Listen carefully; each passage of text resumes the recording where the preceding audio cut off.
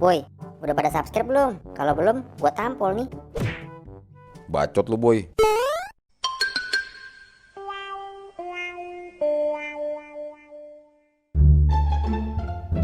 Gimana nih, Boy? Jadi kagak kita ngabuburit? Bebas gua Manu. Jadiin aja ya. Lagi males gua liat Benny di rumah.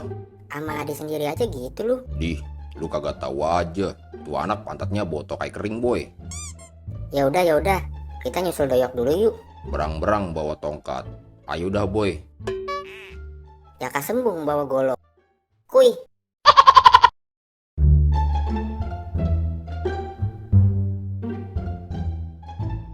Lah, sepi amat ini.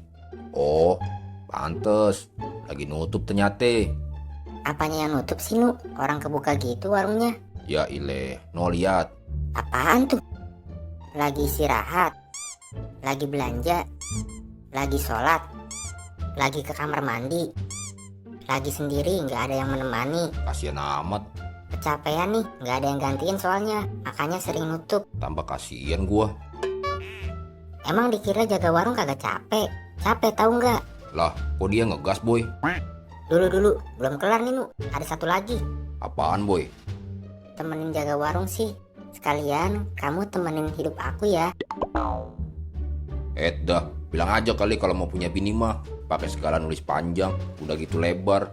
Ayolah, jadi kesel gua. Sabar Nu. Ingat, lu lagi puasa. Astagfirullah, lupa gua, Boy.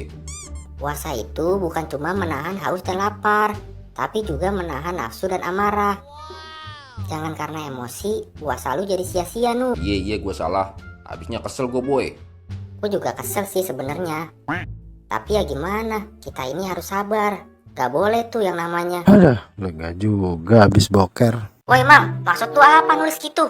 Kalau cuma mau kawin mah, tinggal ngomong kan bisa. Kenapa harus nulis panjang-panjang gitu sih? Bikin orang emosi aja lu.